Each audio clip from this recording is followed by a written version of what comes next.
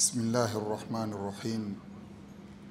الحمد لله رب العالمين، والصلاة والسلام على رسول الله محمد صلى الله عليه وسلم وعلى آله وصحبه ومن تبعهم بإحسان إلى يوم الدين.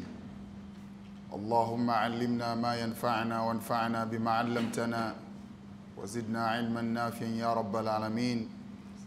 اللهم أرنا الحق حقا وارزقنا اتباعه وأرنا الباطل باطلا وارزقنا اجتنابا ولا تجعلنا ملتبسا علينا فنضل. وبعد.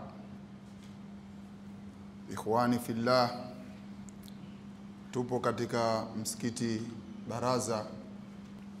Tupo kwa lengo la kusoma maneno ya mtume wetu Muhammad sallallahu alaihi wasallam yaliyokusanywa katika kitabu cha Imamu Nawawi chenye jina la Riyadhus Salihin. Bismillahirrahmanirrahim. Tupo katika mlango wa pili ambao unazungumzia kuhusiana na toba.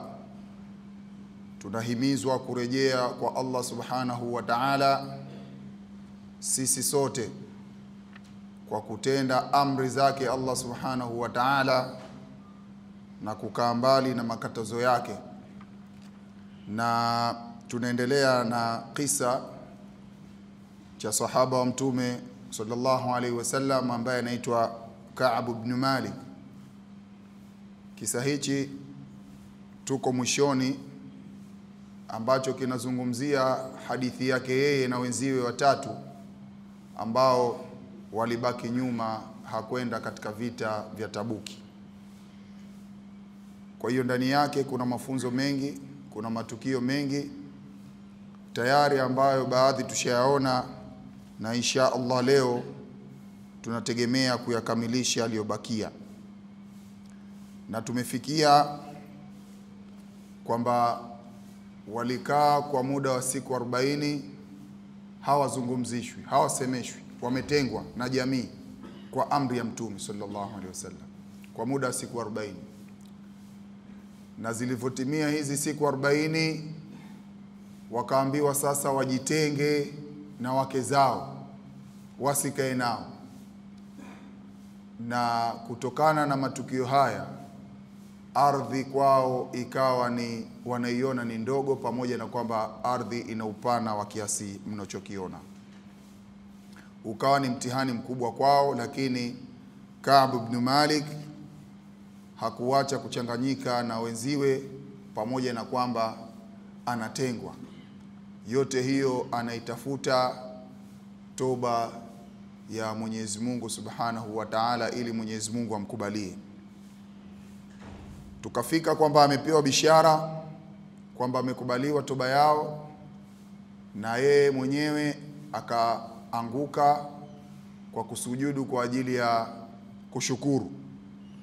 Akaenda kwa Mtume Muhammad sallallahu alaihi wasallam akamuuliza, je, hii umeikubali wewe tu? Mtume sallallahu alaihi wasallam akamjibu kwamba hii inatoka kwa Allah subhanahu wa ta'ala. Akazidi furaha. Baada ya tukio lile akamwambia Mtume, je, ninaweza kutoa mali yangu kwa ajili ya mimi kukubaliwa hii toba yangu? Mtume sallallahu alaihi wasallam akamjibu, faqala Rasulullah sallallahu alaihi wasallam, akasema mjumbe wa Mwenyezi Mungu, rehma na amani zimshukie juu yake, amsik alayka ba'dha malik, baki nazo baadhi ya mali zako, usitoe yote, baki nazo. Kufanya hivyo fahuwa khairul lak, kwani hilo ni jambo la kheri kabisa kwako. Usimalize yote, ni kheri kwako wewe, maana hutokuwa fakiri, lakini utakuwa unapata nafasi ya kuwalisha familia zako. Fakultu, nikasema, inni umsiku sahmi alladhi bi Khaybar, basi mimi nitaibakisha ile sehemu yangu ambayo nimeipata tulipoikomboa Khaybar. Na huu Khaybar kutoka pale Madina wanasema ni kiasi cha kilomita 173 kutoka Madina mpaka Khaybar, na hii ilikuwa ni ngome ya Mayahudi. Kwa Mtume sallallahu alaihi wasallam amekwenda kuikomboa hii mwaka wa 7 wanasema watu wa historia. Kwa hiyo na Ka'b bin Malik akiwa miongoni mwao, kwa hiyo alipata fungu lake. Kwa hiyo akasema basi katika mali yangu nitaitoa, lakini ile nafasi ambayo niliipata katika vita vya Khaybar basi nitabaki nayo.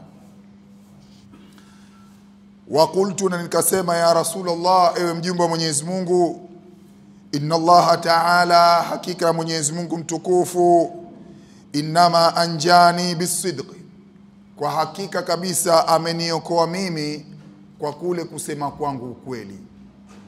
Mimi nilisema ukweli kwako kwamba sikuwa na dharura yoyote na nilikuwa niko vizuri, lakini sikutoka tu kwenda katika vita. Kwa hiyo Mwenyezi Mungu ameniokoa mimi kwa kusema ukweli kwako.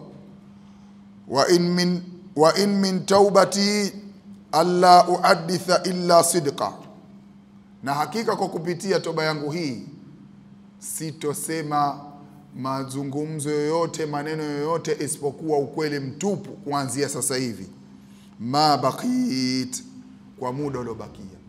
Hapa nimeiona ukweli wangu umenipeleka pazuri. Laiti ningelisema uongo basi ningelikuwa pabaya. Kwa hiyo kuanzia sasa nitadumu na kusema ukweli katika uhai wangu wote. Fa wallahi, basi naapa kwa Mwenyezi Mungu, ma alimtu ahadan minal muslimina, simtambui yoyote, simjui yoyote miongoni mwa Waislamu, ablahu Allahu Ta'ala, ambaye Mwenyezi Mungu mtukufu amempa mtihani, simtambui mimi, Ta'ala mtukufu, fi sidqi alhadith, katika ukweli wa mazungumzo, mundhu dhakartu dhalika li rasulillahi sallallahu alayhi wasallam, toka pale nilipolitaja, nilipozungumza ukweli mbele ya Mtume Muhammad sallallahu alayhi wasallam. Ahsan, huu mtihani huu ulikuwa kwangu mimi ni mzuri, kwa sababu anasema katika mtihani mabalaa yako namna mbili, balaa shar wa balaa khair. Kuna mtihani mabalaa ya shari katika mambo ya shari na balaa katika mambo ya khair. Kote kote huko unatakiwa mtu ushinde. Kwa hiyo huu ulikuwa ni mtihani wangu kwangu mimi, ni katika balaaul hasan, ahsan, mzuri, na mimi nikachagua kuzungumza ukweli. Mimma ablani Allahu Ta'ala, miongoni mwa mtihani alionipa Allah mtukufu. Kwa hiyo mtihani Allah subhanahu wa ta'ala amenipa katika khair. Kwa hiyo na mimi nikadumu na khair kwa kusema ukweli, sikufeli katika kipengele kile.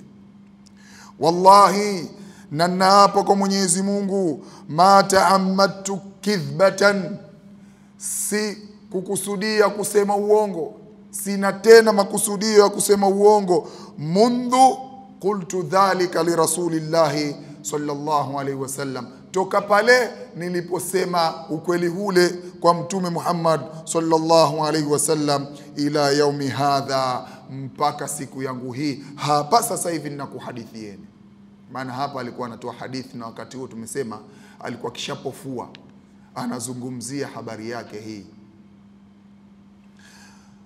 Wa inni, na hakika yangu mimi, la arju, nataraji, an yahfadhani Allahu Ta'ala, anihifadhi Mwenyezi Mungu mtukufu, fima baqi, pale nilipobakia katika maisha yangu, anihifadhi nisije nikasema uongo.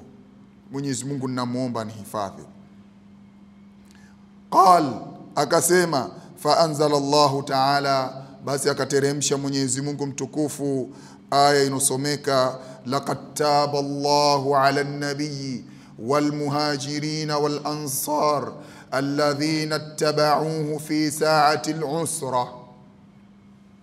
Laqad taba Allah, kwa hakika amepokea Mwenyezi Mungu, ala an-nabiy, amepokea kwa mtume wake, wal muhajirina, na wale waliohama kutoka Maka kuja Madina ambao wanaitwa muhajirina. Si wao tu, wal ansar, na mansar, wale walompokea Mtume sallallahu alaihi wasallam. Amepokea nini? Toba yao. Alladhina, ambao alladhina tabauhu, ambao wamemfuata yeye, fi saati al-usra, katika saa ya dhiki. Yani vile vita kama tulivyozungumza vilikuwa katika jua kali, lakini na miti ishakuwa mizuri, kuna kivuli kizuri. Kwa hiyo uache jambo lako hili la raha uende katika vita, na vita vyenyewe pia viko mbali, sio kama viko karibu. Kwa hiyo saati al-usra, katika wakati wa dhiki kabisa, wao wametoka. Mwenyezi Mungu Subhanahu wa Ta'ala amekubali toba ya mtume wake. Hatta balagha, mpaka alipofika, innahu, hakika yeye, bihim, kwa wao, raufun rahimun. Raufun ni mrehemevu, rahimun mpole na mrehemevu. Mwenyezi Mungu kwa wao, kwa waja wake wa aina kama hii, wenye sifa kama hizi, ni mpole na mrehemevu. Wa ala thalathati alladhina khulifu, na kwa wale watu watatu ambao wamebaki nyuma. Kuna watu watatu ambao wana sifa maalum ambao tumewazungumza. Wamebaki nyuma, hawakwenda vitani, lakini wakaenda kusema ukweli. Aliporudi mtume sallallahu alaihi wasallam hakusema uongo. Khulifu, wamebaki nyuma, hatta idha dhaqat alaihimul ardu, mpaka pale ardhi ilipokuwa dhiki kwa wao. Manake wametengwa na jamii, wametengwa na wake zao. Kwa hiyo ardhi ikawa dhiki, wanaishi maisha ya tabu hawa. Bima rahubat, pamoja na kwamba ile ardhi ilikuwa pana, lakini wao waliishi maisha haya ya dhiki. Hatta balagha, mpaka alipofika, ittaqullaha, muogopeni Mwenyezi Mungu, wakunu ma'as sadiqin, na kuweni pamoja na wanaosema kweli. Kwa hiyo na hawa, sisi na wao, tunahimizwa kusema ukweli, na ukweli mahali popote utatusaidia. Lakini uongo, tujue kamba yake ni mara moja kukatika, haina kudumu, haina umadhubuti kamba ya uongo. Kwa hiyo tukishikamana na ukweli, tutavuka salama na mambo yetu yatakuwa mazuri. Qala Ka'bu, akasema Ka'bu, wallahi, naapa kwa Mwenyezi Mungu, ma an'ama Allahu alayya min ni'matin qat, hakuneemesha Mwenyezi Mungu kutokana na neema hata mara moja, baada idh hadani Allahu lilislam, baada pale Mwenyezi Mungu aliponiongoa nikawa Muislamu. Maana kama nilikuwa na majumba, kama nilikuwa na mashamba, kama nilikuwa na starehe zote, Mwenyezi Mungu bado hajanineemesha. Lakini pale aliponiingiza katika Uislamu, akaniongoa nikawa ni Muislamu, amenipa neema kubwa Allah Subhanahu wa Ta'ala lilislam. A'dham, sikuiona neema kubwa katika Uislamu, fi nafsi, ndani ya nafsi yako, min sidqi Rasulullah sallallahu alaihi wasallam, kuliko kuzungumza ukweli mbele ya Mtume Muhammad sallallahu alaihi wasallam.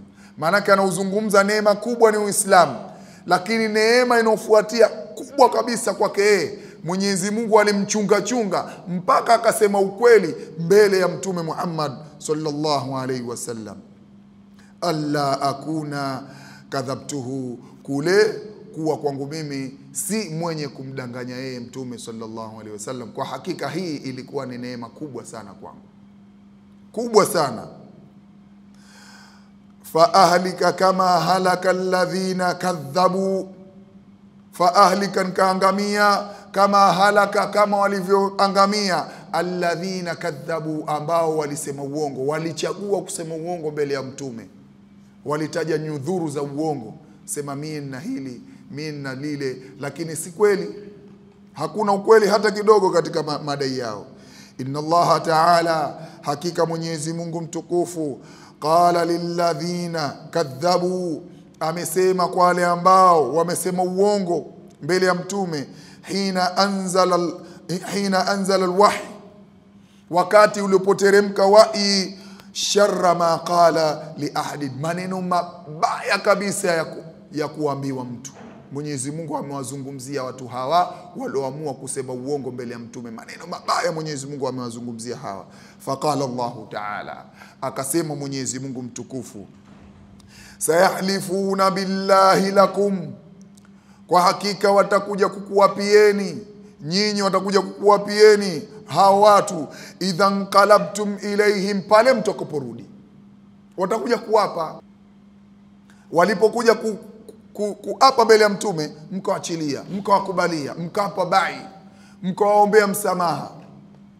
Innahum rijs, kwa hakika wao ni uchafu, ni uchafu kabisa. Wa ma'wahum jahannam, na makazi yao hao ni jahannam. Jazaan bima kanu yaksibun, ni malipo kwa kile ambacho wamekichuma. Kwa Mwenyezi Mungu Subhanahu wa Ta'ala, watu hawa walioenda mbele ya mtume wakazungumza, wakatoa dharura na sababu za uongo, kawazungumza vibaya kwa namna kama hii iliyotajwa hapa. Ya'lifuna lakum, wanakuwapieni, litarudau anhum, ili muaridhie. Wallahi mimi kadha, mimi sikuwa hivi, sio kama sikutaka kuja kwenye nini, nimefikwa na moja, nimefikwa na mbili. Wanasema uongo. Fa in tardau anhum, basi endapo kama mtawaridhia wao, fa inna Allaha la yarda anil qaumil fasiqin, kwa hakika Mwenyezi Mungu hawaridhii kabisa watu wapotofu. Watu wapotofu Mwenyezi Mungu hawaridhii. Nyie kama mtawaridhia, waridhieni, lakini kwangu mimi Allah Subhanahu wa Ta'ala wapotofu siwezi kuwaridhia. Hivi ndivyo walivyozungumzwa wale ambao wameenda kuapa kwa mtume na kuzungumza uongo. Maneno mabaya kabisa wamezungumza. Qala Ka'b, akasema Ka'b, kunna khulifna ayuha athalatha, tulikuwa sisi watatu tumebakishwa nyuma. An amri ulaika alladhina, kuhusiana na jambo la wale ambao qabila minhum Rasulullah sallallahu alaihi wasallam, mtume amekubali juu yake rehma na amani, hina halafu lahu, wakati walipokuja kuwapa kwake. Sisi watu wameenda kuwapa kwa mtume, akawasikiliza mtume, akawapa bai, akaombea msamaha, lakini jambo letu sisi tulosema ukweli tumeachiwa kwanza. Jambo letu nyinyi jambo lenu msubiri Mwenyezi Mungu atoe hukumu. Anasema hivyo Ka'b. Fabayahum, mtume akawabai, akawakubalia, wastaghfara lahum, na akaombea msamaha.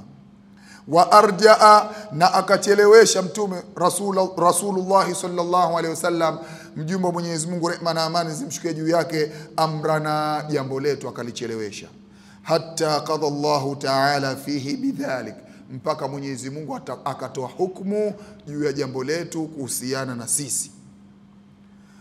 Faqala Allahu Ta'ala, hapo sasa Mwenyezi Mungu akaanza kulizungumza jambo letu kwa kuanza maneno yafuatayo: wa ala thalathati alladhina khulifu, na kwa wale ambao watatu, na wale watatu ambao wamebakizwa nyuma, kwa maana wao wameambiwa jambo lao liko kwa Mwenyezi Mungu. Sasa hawa na wao wakatajwa, wametajwa wale ambao walikubaliwa nyudhuru zao, na wakatajwa na hawa ambao wameambiwa nyie subirini mpaka Mungu atahukumu jambo lenu. Walaysa alladhi dhakara mimma khulifna takhallufna anil ghazwi, na walaysa, nasi lilladhi dhakara, kile ambacho kimetajwa au wale ambao wametajwa, mimma khulifna, miongoni mwa wale ambao wamebakishwa, takhallufna, kama kubakishwa kwetu, anil ghazwa, katika vita. Haikuwa hivyo. Yani sisi hatuingii katika kundi la wale ambao walibakishwa, ambao wameenda kutoa nyudhuru za uongo. Sisi jambo letu ni tofauti na wale. Hapa ndicho anachokizungumza, anabagua. Wa innama huwa takhlifuhu iyana, kwa hakika ilikuwa kule kubakizwa kwetu sisi. Wa irja'uhu amruna, na kucheleweshwa jambo letu sisi, kucheleweshwa jambo letu sisi. Amman, dhidi ya wale halafa lahu, wameapa kwake mtume sallallahu alaihi wasallam, wa'tadhara ilaihim, na wakatoa nyudhuru kwake yeye Mtume sallallahu alaihi wasallam, faqabila minhu, Mtume sallallahu alaihi wasallam akakubali. Kwa hiyo hapa anataka kuonyesha hii aya inawazungumza wale ambao wamebakishwa jambo lao kwamba litahukumiwa na Mungu, sio wale ambao wamemalizana pale pale na Mtume. Kwa hiyo aya hii inawazungumza wale ambao wamebakishwa na Mtume sallallahu alaihi wasallam. Hapa ndicho kinachozungumzwa. Muttafaqun alayhi, hadithi hii imepokelewa na Bukhari na Muslim. Hadithi hii wanachuoni wanaitolea faida nyingi mno. Wanasema kuna faida zaidi ya 50 katika hadithi hii, na mimi nitataja baadhi tu ya faida kama nilivyotaja katika kipindi kilichopita. Nimetaja baadhi ya faida, na hapa vile vile nitataja baadhi, hazitofikia hizo 50. Ya kwanza, istihbabu sadaqa inda tauba. Ni vizuri kutoa sadaka wakati ambao unaomba toba, kama pale tulipoanza leo hadithi yetu leo kwamba anamwambia Mtume sallallahu alaihi wasallam, Kaabu amemwambia Mtume atoe mali yake kwa kukubaliwa toba yake. Mtume akamwambia hapana, baki nayo, usitoe yote. Na yeye akasema basi nitabakisha gawio langu lile la katika Khaibar. Kwa hiyo inafaa wakati wewe unarejea kwa Allah subhanahu wa ta'ala ukatoa sadaqa kwa ajili ya Allah subhanahu, ukachinja mbuzi, ukachinja ng'ombe, ukatoa pesa yoyote, sadaka ya kutoa kwa ajili ya Allah subhanahu wa ta'ala akukubalie ile toba yako, ni ina istihbab, inasuniwa kufanya hivyo. Lakini vile vile jawazu madhi almar, inafaa kumsifu mtu min khair, kutokana na khairi aliyoifanya, inafaa kumsifu mtu hivyo. Idha uminat min alfitna, endapo kama pataaminiwa hapatoleta mtihani. Ukihisi ukimsifu huyu atafurutu ada, basi usimsifu. Ukimsifu huyu atabadilika, usimsifu. Kwa hiyo hii ni nafasi ambayo kwa kupitia hadithi hii inafaa vile vile kumsifu mtu katika jambo la khairi. Mashallah, umefanya pale khairi kubwa kabisa, hongera sana, unatakiwa uendelee kufanya khairi zile, tuombee Mungu na sisi tuwepo. Kwa hiyo inafaa kama walivyofanya masahaba wa Mtume sallallahu alaihi wasallam, kumjia Ka'b ibn Malik na wenziwe wale, kuwapongeza na kuwakumbatia na kuzungumza nao katika maneno mazuri. Lakini pia tunafundishwa kupitia hadithi hii, khairu ayyamin abd yawm at-tauba, bora kabisa ya siku ambazo zinapita katika mgongo wa ardhi kwa ajili ya mja wa Allah subhanahu wa ta'ala. Masiku bora kabisa yanopita kwako wewe, basi ni siku ile ambayo Mwenyezi Mungu subhanahu wa ta'ala alipokuwafikisha ukaomba toba kwake yeye. Maana kuomba toba paka uwafikishwe. Kama Mwenyezi Mungu amekuwafikisha, umefanya ya kuyafanya, lakini mwisho akakuwafikisha ukarudi kwake yeye Allah subhanahu wa ta'ala, ukamlilia yeye, basi hiyo ujue ni siku bora kabisa katika masiku ambayo yamekupitia wewe katika maisha yako. Hivyo ndivyo wanavyotufahamisha wanachuoni wetu kwa kupitia hadithi hii. Lakini pia mashru'iyatu, kuwekewa sheria, isti'aratu thiyab, kuwazima nguo. Inafaa kuwazima nguo, imewekewa sheria hiyo, kama alivyofanya Kaabu baada kuja mtu yule na kumbashiria katika toba yake kwamba umekubaliwa toba yako kwa maneno ya Mtume sallallahu alaihi wasallam, akatoa vitambaa vyake viwili akamvisha yule alomletea bishara ile. Kwa hiyo yeye akawa hana kitu, akaazima kama tulivyosema, akaazima, akachukua, akavaa, akaenda kwa Mtume Muhammad sallallahu alaihi wasallam. Lakini jengine tunachojifundisha, kubulu maadhir, tunatakiwa kukubali nyudhuru za watu akitupa. Mtume sallallahu alaihi wasallam alikuwa wanakuja wale ambao wamebaki hawakwenda vitani, wanampa udhuru. Japo ule udhuru wa Mtume sallallahu alaihi wasallam anajua kwamba hawa wanandanganya, lakini alikuwa anakubali udhuru wao. Kwamba okay sawa. Kwa hiyo mtu akikupa udhuru, mimi nimetokezewa na hili na hili na vile, usikatae tu moja kwa moja ule udhuru wake. Unatakiwa vile vile uliangalie lile jambo na ukubali ule udhuru wake. Lakini vile vile tunapata faida katika hadithi hii, halfu litakidi. Unaweza kuwapa lakini kwa kutilia mkazo, min ghairi istihlaf, bila ya kukusudia, manake viapo vile vya kuchezea. Kwa hiyo unaweza, kwa sababu hawa walikuwa wanakuja kwa Mtume sallallahu alaihi wasallam, na huyu Ka'b ibn Malik vile vile alikuwa kaja kwa Mtume na akamwapia Mtume sallallahu alaihi wasallam kwa kutilia mkazo jambo lake. Sio kama vile wanavyowapa wale wafanya biashara, wallahi alazim nakwambia hapa mimi sipati faida, sipati kabisa, ninauza hii kwa hasara kabisa, wallahi alazim nakwambia kabisa, muhogo mtamu kweli kweli, hakuna kama huu, safi kabisa. Nenda kale kuliko Piriton wanasema chungu, unabaki unamlani tu kwa nyumbani, amfanya biashara yule muhuni sana yule, lakini nitamuonyesha mimi na mimi nitampelekea pesa mbovu siku nyingine. Kwa hiyo inafaa, lakini kwa ajili ya kutilia mkazo, isiwe kama hivi wanavyofanya wengine. Lakini vile vile jawazu tamanni ma fata min alkhair, inafaa vile vile kutamani, inajuzu kutamani ma fata min alkhair, kile ambacho kimekupita katika khairi. Unatamani manake na mimi kama alivyofanya Kaabu, kwa nini nisingekuwepo katika vita vile? Kimekupita katika khairi, lakini inafaa kutamani. Haizuru kutamani, ile haitokusaidia kitu, lakini inafaa kufanya hivyo. Lakini vile vile mashru'iyat as-sujudi lishukri, inafaa kusujudu kwa ajili ya kushukuru neema ya Allah subhanahu wa ta'ala ambayo amekuteremshia wewe. Kwa hiyo imekujia habari au umeliona bwana umefanikiwa katika jambo lako kadha, kwa hiyo unaanguka kwa ajili ya kushukuru, basi hii hapa kwa mujibu wa hadithi hii inafaa kufanya kitendo hicho.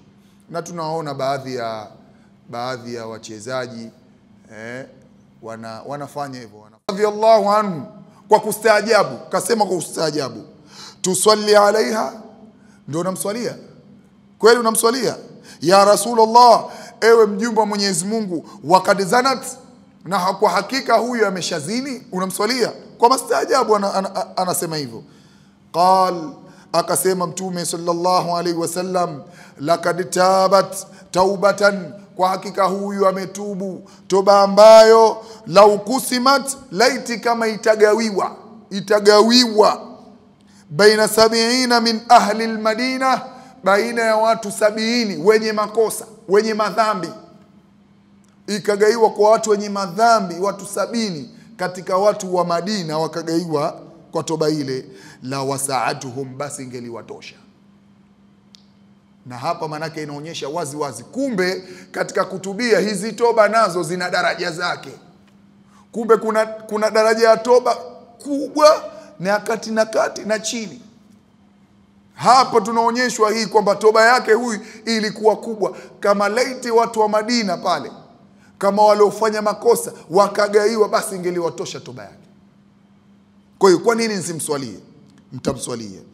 Wa hal wajadta, na je umepata au je umekuta, afdala, lililokuwa bora zaidi, min anjadat binafsiha lillahi azza wa jal, kuliko mtu ambaye kajiingiza mwenyewe kwa Mwenyezi Mungu subhanahu wa ta'ala, kajipeleka mwenyewe. Manake kuna watu wanafanya makosa eti, lakini wanasema nitamuomba huko pembeni Mwenyezi Mungu, nitakaa nitalia, lakini huyu kajiingiza mwenyewe katika hukumu za Allah subhanahu wa ta'ala, akapigwa mawe mpaka akafa. Kwa hiyo hii hapa inaonyesha pia ukubwa wa toba, kwamba watu namna wewe itovokuwa, lakini unatakiwa urejee kwa Allah subhanahu wa ta'ala, ujutie makosa yako yote tena, hapo Allah subhanahu wa ta'ala ndipo atapokubaliwa. Rawahu Muslim, hadithi hii imepokelewa na Imamu Muslim.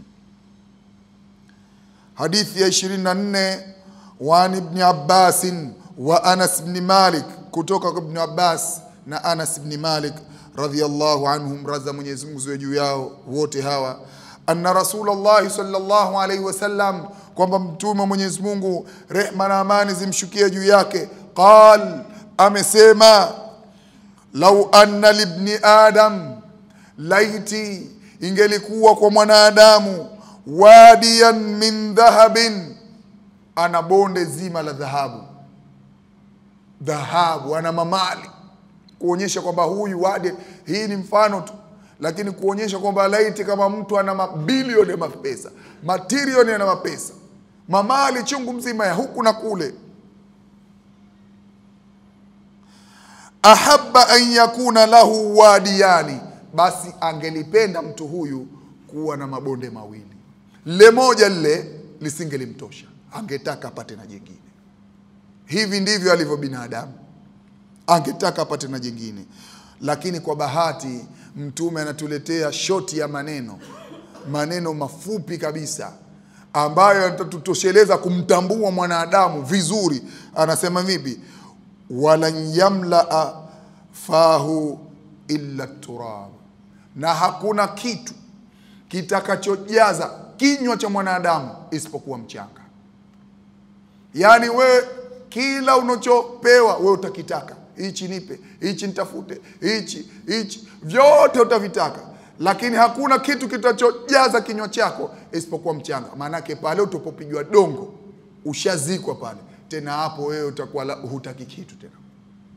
Lakini madhali uko hai, basi unayotaka na minamu, hicho ninakitaka, na hicho ninakitaka, na hicho. Hiyo ndio kawaida ya mwanadamu. Lakini pia tutambue, wayatubu Allahu ala man taba, Mwenyezi Mungu akimuwafikisha mtu kurudi kwake, basi Mwenyezi Mungu anamkubalia mtu huyo. Na tunasema wayatubu Allahu, Mwenyezi Mungu akikuwafikisha. Toba ni kuwafikishwa. Umuombe Mwenyezi Mungu Subhanahu wa Ta'ala akuwafikishe, kwa sababu kuna watu chungu mzima wametenda ya kutenda, lakini Mwenyezi Mungu hakuwafikisha mpaka wakaifikia toba. Kwa hiyo Mwenyezi Mungu akikuwafikisha ukaweza kurudi kwake yeye, basi Mwenyezi Mungu wewe anakukubalia. Muttafaqun alayhi, hadithi hii imepokelewa na Imamu Bukhari na Imamu Muslim. Kwa hadithi vile vile ni ndogo kwa maneno, lakini vile vile nayo ina faida kubwa kabisa. Kwa maana lazima tujiangalie katika maisha yetu, namna zozote tutakayoendea maisha, tupigane kwa namna gani, lakini utataka tena na tena. Lakini jambo muhimu kabisa na kubwa kabisa, umuombe Mwenyezi Mungu akuwafikishe katika toba, ili urudi kwake yeye, ili uishi maisha mazuri duniani na akhera. Hadithi ya 25, wa Abi Hurairah radhiyallahu anhu, kutoka kwa Abu Huraira, Allah amwiradhi, anna Rasulullah sallallahu alayhi wasallam, kwamba mjumbe wa Mwenyezi Mungu rehma na amani zimshukie juu yake, qal, amesema, yadhahaku Allahu, Mwenyezi Mungu anacheka, hucheka Mwenyezi Mungu subhana, ametakasika, wa ta'ala, na mtukufu. Mwenyezi Mungu anacheka, lakini watu hapo laisa kamithlihi shay'un, wafahamu kwamba Allah subhanahu wa ta'ala hajafanana na kitu chochote, lakini anazungumza kwa ile namna ambayo tutafahamu sisi, tutafahamu anazungumza kwa namna hiyo. Lakini Mwenyezi Mungu anayo sifa hii kama alivyojielezea hapa. Anasema Taala mtukufu, ila rajulaini, kwa watu wawili. Anacheka kuhusiana na kadhia, tukio la watu wawili. Yaktulu ahaduhuma al-akhar, mmoja wao anamuua mwingine. Hawa watu wawili, mmoja anamuua mwingine, lakini pamoja na kuuana kwao huku, kumuua huku, yadkhulani aljanna, wanaingia peponi. Ndiyo, huyu kamuua mwenziwe, huyu aloua na huyu alouliwa, wote wanaingia peponi. Mwenyezi Mungu Subhanahu wa Ta'ala anacheka kuhusiana na jambo hili. Kivipi? Anasema Mtume, yukatilu hadha fi sabilillah, huyu mmoja anapigana kwa ajili ya Mwenyezi Mungu, yuko katika mapambano kwa ajili ya Mwenyezi Mungu Subhanahu wa Ta'ala, yuko vitani, jihad fi sabilillah. Fayuqtal, basi huuliwa. Yule ambaye yuko katika mapambano huuliwa. Yeye ni Muislamu, huyu yuko upande wa Uislamu, anapambana, basi anauliwa. Mmoja hapo kisha kufa.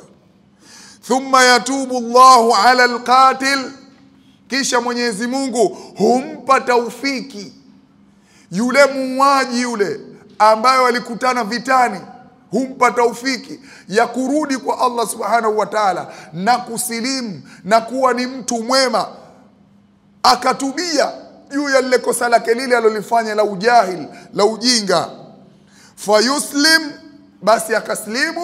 Aliposlimu sasa na yeye ukafika wakati wake, na yeye akaenda fi sabilillah, akaenda kupigana kwa ajili ya Allah Subhanahu wa Ta'ala.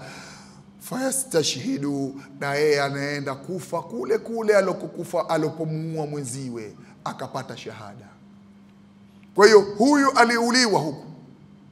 aliuliwa huku anaingia peponi, na huyu muuaji Mwenyezi Mungu kampa taufiki, akaslimu, akarudi, na yeye akaenda vitani, akauliwa, basi wote wanajikuta wako peponi. Allah Subhanahu wa Ta'ala analielezea jambo lao hawa kwamba Mwenyezi Mungu anacheka. Mtume anaelezea kwamba anacheka.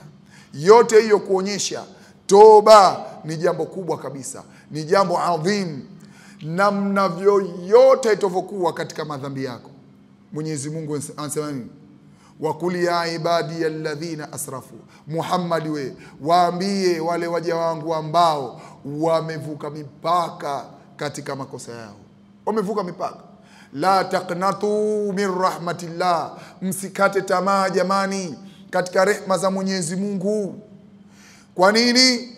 Kwa sababu inna Allaha yaghfiru dhunuba jamia, kwa hakika Mwenyezi Mungu anasamehe madhambi yote. Innahu huwa al-ghafurur rahim, kwa hakika yeye ni sifa yake kabisa. Al-Ghafur ni mwenye kusamehe, ni sifa yake. Ar-Rahim na mwenye huruma. Kwa hiyo mlango huu umemaliza. Baada kumaliza mlango huu, manake sisi tulobahatika kuzisoma hadithi hizi za Mtume, tuchukue hatua na azma kabisa kwamba sasa tunamuelekea Allah Subhanahu wa Ta'ala juu ya yale makosa yetu, kwa sababu binadamu hakuna hata mmoja ambaye asiyekuwa na kosa. Mtume anasema vipi? Kullu ibn adam khata, kila binadamu ni mkosa, kila binadamu anakosea, lakini wa khairul khata'in at-tawwabun, bora kabisa kabisa ya wale ambao wanakosea ni wale wenye kufanya haraka kabisa kurudi kwa Allah Subhanahu wa Ta'ala. Falyuadhin almuadhin.